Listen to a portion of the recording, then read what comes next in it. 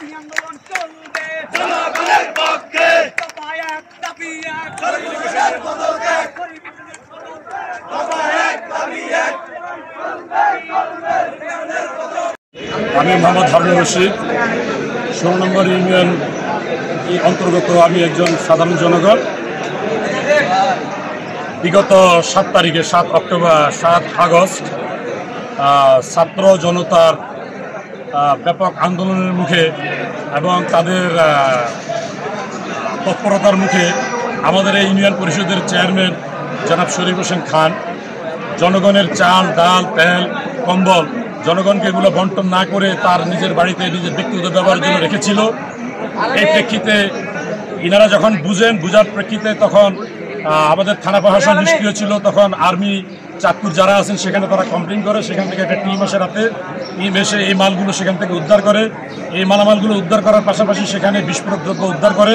পরের দিন যেটা আমরা বাজারে দেখতে পেলাম, নির্বাহী ম্যাজিস্ট্রেট মেবি ফরিদগঞ্জের এসি ল্যান্ড তিনি আসছেন, তিনি এসে তিনি মালগুলো জব্দ করেন।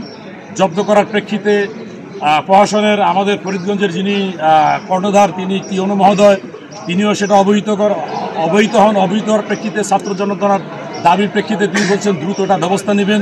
কিন্তু আজকে পর্যন্ত যেটা আমরা দেখতে পেলাম যে প্রশাসনের মধ্যে সেই দুর্নীতিবাজ এবং স্বৈরাচারদের যেই প্রেতাত্মারা আছেন তাদের কারণে অদ্যাবধি দৃশ্যযোগ্য কোনো এই দুর্নীতির বিরুদ্ধে কোনো ব্যবস্থা নেওয়া হয় নাই। তাতে এলাকার জনগণ ক্ষুব্ধ হয়ে আজকে এই সমাবেশ এবং এই বিক্ষোভ মিছিলের আয়োজন করেছে।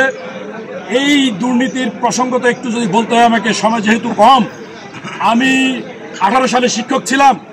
ফরিদগঞ্জের ওসি মহোদয় আমাকে সালাম দিয়ে সেখানে ডেকে নিয়ে আমাকে মামলা ফরওয়ার্ডিং করেন। কত দ্রুত ব্যবস্থা, আইনি ব্যবস্থা। সেই মামলা থেকে বেরোতে আমার 5.5 বছর লাগছে প্যাকেজিং খালাস পেতে, 46 দিন জেল খেটেছি। অথচ সরজমিনে জনগণের যে সম্পদ, হক, গরিবের হকগুলো চেয়ারম্যান আত্মসাৎ করছে এবং তার বাড়িতে বিস্ফোরক দ্রব্য পাইছে। পাওয়ার প্রেক্ষিতে প্রশাসন অদ্যাবধি কোনো ব্যবস্থা নেন নাই। কেন নেন নাই? কি উদ্দেশ্যে? জনগণ সন্দিহান। জনগণ মনে করে যে প্রশাসনের ছত্রছায়ায় এইসব কাজগুলো হচ্ছে দুর্নীতিবাজদের।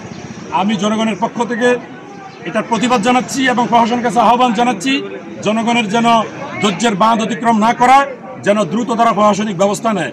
একই অবস্থা যেটা আমরা বাজারে দেখতে পেয়েছি, ইউসুফ মাস্টার নামে একজন নিরীহ একজন অবসরপ্রাপ্ত প্রধান শিক্ষক, তার দোকানকেও বদ্ধ করা হয়েছে, দীর্ঘদিন বদ্ধ রাখা হয়েছে।